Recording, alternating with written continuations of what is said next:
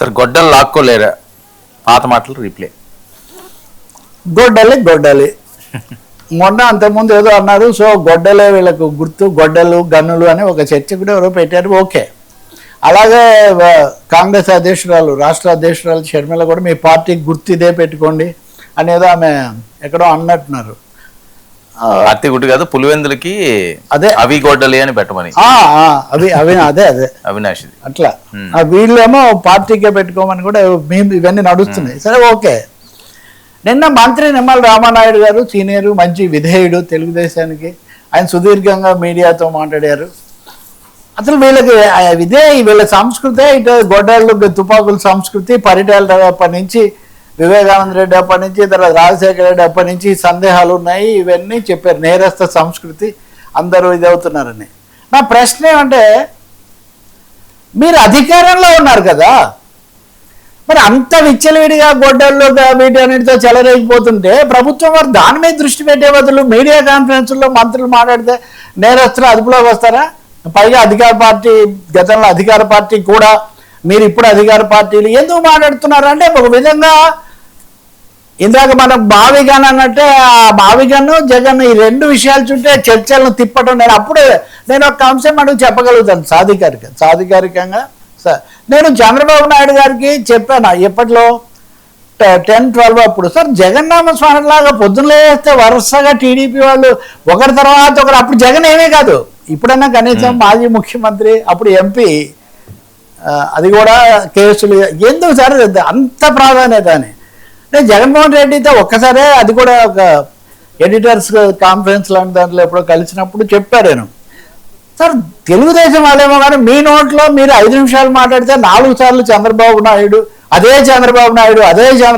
అంటారు సార్. మీరు అసలు ప్రత్యర్థులా, లేకపోతే అంటే అక్కడేమో జగన్, ఇక్కడేమో అదే చంద్రబాబు, అయితే ఏమంటే బాగుంది. అప్పటి నుంచి ఎప్పుడు చంద్రబాబు నాయుడు అని కాకుండా ఆ పెద్ద మనిషి, లేకపోతే అదే ఇట్లేదో కొంచెం, లేకపోతే మీరు రామకోట రాసినట్టుగా అదే చంద్రబాబు నాయుడు గారు అని వినే పరిస్థితి. ఇవే మాట్లాడండి. పరిటాల రవి హత్య జరిగిన రోజు కూడా నేను ఒక ప్రముఖ ఛానల్లో ఒక పెద్ద సంపాదకుడితో చర్చలో పాల్గొన్నా. ఆ రోజు ఉన్నా నేను. ఆ మరుసటి రోజు అదే పత్రికలో నేను వ్యాసం కూడా రాశా. అప్పటి నుంచి ఇప్పటి వరకు అవే మాటలు మాట్లాడడం వల్ల ప్రజలకు వచ్చే మెసేజ్ ఏంటి? వాస్తవంగా నిజంగా ఒక రాజకీయ పార్టీ, అందులో మీ ప్రధాన ప్రత్యర్థి పార్టీ అటువంటివి చేస్తుంది అన్నప్పుడు మీరు చేయాల్సిందేంటి? రెడ్ బుక్ అన్నారు కదా, రెడ్ బుక్ వదలండి. లోకేష్ రెడ్ బుక్తో చూసుకోవాల్సిన వాటికి మంత్రులందరూ మళ్ళీ ఇప్పుడు మావిగన్ లాగే అమరావతి మీద ఫోకస్, పోలవరం మీద ఫోకస్, విశాఖపట్నం మీద లేదా వికేంద్రీకరణ మీద ఫోకస్ బదులు నిన్న మొత్తం గంట దాకా ఒక 40 నిమిషాలండి మళ్ళీ నేరాలు, వివేకానంద రెడ్డి హత్య, narrative, same narrative for years together. అధికారంలోకి రాకముందు ప్రతిపక్షంలో ఉన్నప్పుడు ఇటువంటివి చెప్తే కూడా కొంచెం ఉంటుంది, ఎందుకంటే అధికార పార్టీ చేస్తుంది అది ఇదని. మీ పార్టీ సీనియర్ పార్టీ, మీరందరూ సీనియర్ నాయకులు, కేంద్రంలో కూడా ప్రభుత్వంలో ఉన్నటువంటి వాళ్ళు, అన్ని అధికారాలు ఉన్న కూటమి మీది. అటువంటిప్పుడు ఎందుకు నేను చర్చ చేయొద్దండి, మీ దగ్గర విమర్శలు ఉంటే చెప్పొద్దండి అని నేనే చెప్పట్లా. కానీ వాటి చుట్టూనే తిరగడం వల్ల ప్రజలకు కలిగే ఉపయోగం ఏంటి?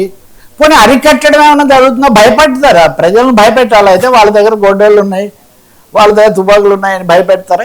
ఏం ఉపయోగం లేదు కదా. ఇప్పుడు ఉదాహరణకు మాచర్లలో పోలీసుల మీద నిన్న వరుస చర్యలు తీసుకున్నారు. 3-4 పోలీసులు, ఉన్నతాధికారులు వాళ్ళు చేసిన తప్పులు. మహిళల మీద కడపలో ఘోరమైనటువంటి ఆ అమ్మాయిని, వాళ్ళని ప్రేమోన్మాదులు అంటే కూడా చాలా తప్పు. అసలు వాళ్ళు ఉన్మాదులు కాదు, పిశాచి ప్రేమ అని మొదట్లో నేను విజయవాడలో శ్రీలక్ష్మి చెప్పింది. పిశాచి వ్యవహారం, దీనికి ప్రేమకు అసలు ఏంటి సంబంధం? అట్లాంటివి అనేకం జరుగుతుంటే వాటి మీద ఏమో ఇంత చర్చ లేదు.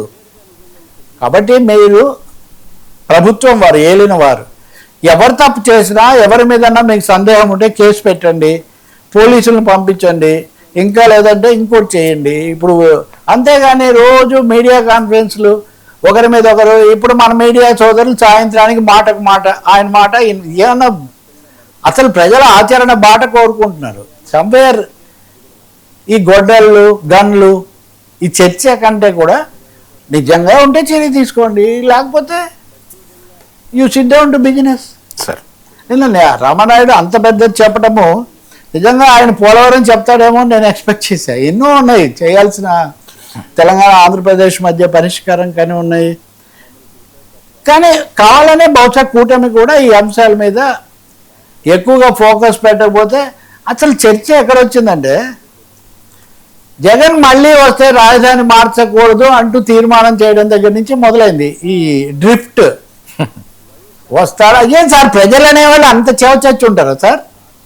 మాటికి బడిపిల్లల ఆటలాగా నాయకులు, ముఖ్యమంత్రులు ఎవరైనా సరే, జగన్ గారు కావచ్చు, మోదీ గారు కావచ్చు, లేదా కేసీఆర్, రేవంత్ రెడ్డి ఎవరైనా కావచ్చు, ఏం ప్రజలు ఏమీ చేయకపోతే మీరు ఎవరు ఓడగొట్టారు సార్? చంద్రబాబును ఓడగొట్టింది ఎవరు? జగన్మోహన్ రెడ్డిని ఓడగొట్టింది ఎవరు? ప్రజలు కాదా? ఆ ప్రజల్ని ఏం గౌరవించరా మీరు? ఆయన వస్తే చేస్తే, ఈయన వస్తే అయిపోయిందని.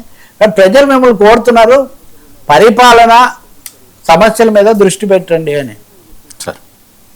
సార్ గూగుల్ భూములు గుట్టు, రైతులు రోడ్డుపై. ఇదే ఇందాక నుంచి నేను చెప్తున్నదాన్ని, ఇది కంటిన్యూషన్.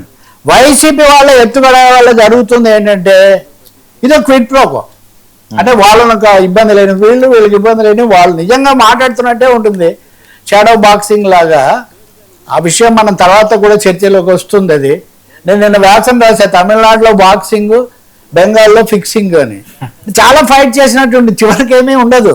సరే, మా విజయం లేదు, మీ చేతుల్లో ఏం లేదు. విశాఖపట్నం